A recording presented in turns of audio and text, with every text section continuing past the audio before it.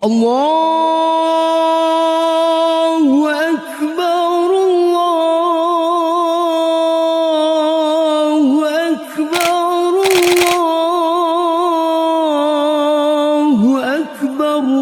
Lebaran rasanya tak sempurna bila tiada ucapan yang mengalir dari lisan seorang insan untuk saling bermaafan. Untayan ucapan selamat Lebaran tersaji dalam ragam bentuk dan kemasan. Dari yang paling umum yaitu mohon maaf lahir batin, bahasa pantun hingga kalimat-kalimat mutiara yang intinya memohon maaf. Sejak negara mengadakan halal bihalal pertama kali 1946, itu mulai ada halal bihalal, terus mulai ada ucapan-ucapan. Ya, selamat Idul Fitri, nanti ditambahi ja'alanallahu wa iyyakum minal aidin wal faizin ya. Semoga kita termasuk kembali orang yang aid itu kembali ke fitrah kita, nature kita, atau kembali berbuka, kembali makan setelah puasa sebulan. Dan faiz, orang yang beruntung itu di Quran yang kalau dia bergeser sedikit dari neraka. Faman zuhziha 'anil nar, barang siapa sejengkal saja, seinci saja digeser dari neraka, wa udkhilal jannah, dia masuk ke surga, faqad faz, dialah beruntung. Wal hayatud dunya illa mata'ul ghurur. Maka dia termasuk orang yang faizin, atau kadang disebut fawaz ya, atau faizin. Jadi kalau melihat itu sebenarnya rangkaian saling bermaafan, halal bihalal, ini murni kecerdasan lokal jenius bangsa Indonesia. Tak ketinggalan pula kalimat minal aidin wal faizin, mohon maaf lahir dan batin, turut mengiringi. Sekarang ini menurut saya agak salah ya, langsung minal aidin wal faizin atau disebut minal aidin.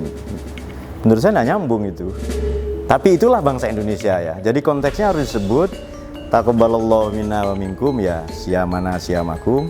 Lantas ja'alanallahu wa iyyakum minal aidin wal kullu amin wa antum bi khair. Tetapi ungkapan kullu amin minal aidin wal faizin tidak dikenal dalam literatur hadis misalnya. Tapi apakah salah? Tidak. Karena aid maknanya Idul Fitri.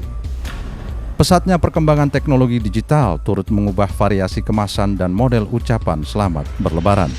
Ada yang berupa foto hingga video singkat. Biasanya, ucapan selamat ini disampaikan jelang lebaran, saat berlebaran, atau sehari setelahnya.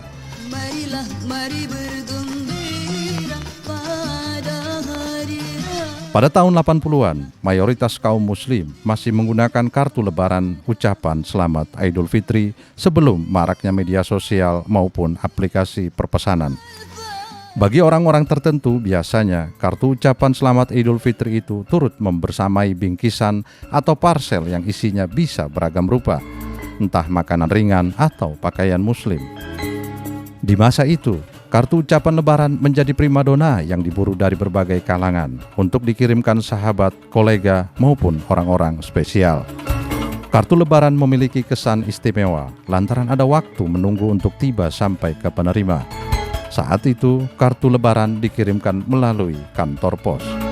Saya ingat ketika kuliah saja baru menerima itu kartu itu di awal-awal tahun 2000-an. Berpuasa 1 bulan lamanya, berzakat fitrah menurut perintah agama. Kini kita Namun, kartu ucapan selamat lebaran perlahan mulai tergerus saat teknologi telepon seluler mulai berkembang. Meski saat itu sebagian kalangan masih menggunakan kartu lebaran untuk orang-orang teristimewa. Melalui SMS atau short message service, ucapan selamat lebaran lazim menggunakan singkatan lantaran keterbatasan karakter di layanan SMS.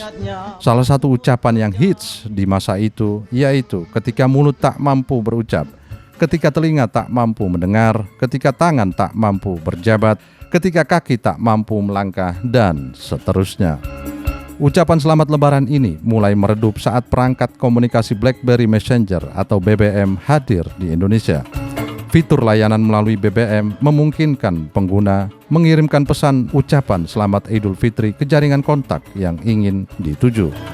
Namun, seperti halnya layanan SMS, perangkat BBM pun tak bertahan lama. Aplikasi BlackBerry Messenger akhirnya benar-benar berhenti beroperasi pada 31 Mei 2019. Boleh kamu ucapkan selamat lebaran? Boleh-boleh saja. Selama itu positif ya kan. Dan ia justru merekat kebangsaan atau keindonesiaan kita. Di masa yang sama, layanan media sosial Facebook mulai muncul pada 2011 dan membuka perwakilannya di Indonesia pada tahun yang sama. Para penggunanya juga turut memanfaatkan beragam fitur yang tersaji di Facebook untuk mengirimkan ucapan selamat Idul Fitri. Ada pula yang menandai orang-orang tertentu atau mengirimkannya di grup-grup Facebook. Di abad 21 ini pula, platform media sosial marak bermunculan berikut aplikasi perpesanan. Sebut saja WhatsApp, Telegram, Twitter, Instagram, YouTube, TikTok, hingga snack video. Itu sebabnya ucapan selamat Lebaran kerap disertai dengan foto maupun video pendek. Kepada umat Islam di seluruh dunia, kepada warga Nahdlatul Ulama, Pengurus Besar Nahdlatul Ulama mengucapkan selamat Idul Fitri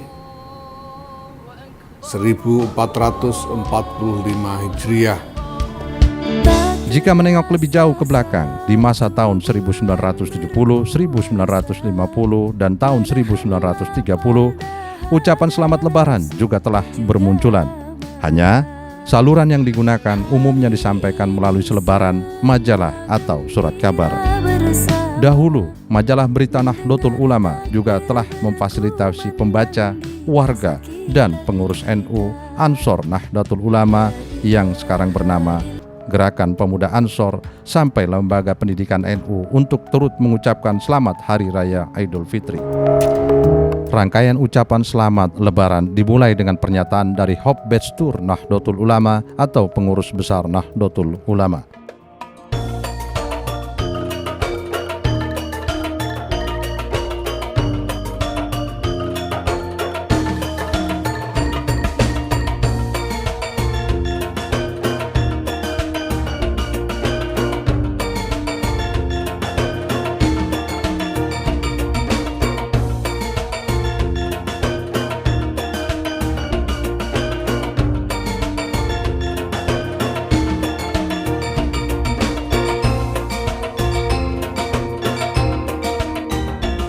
Begitu pula pada Idul Fitri 7 Januari 1936, melalui majalah berita Nahdlatul Ulama juga turut mengucapkan selamat Lebaran.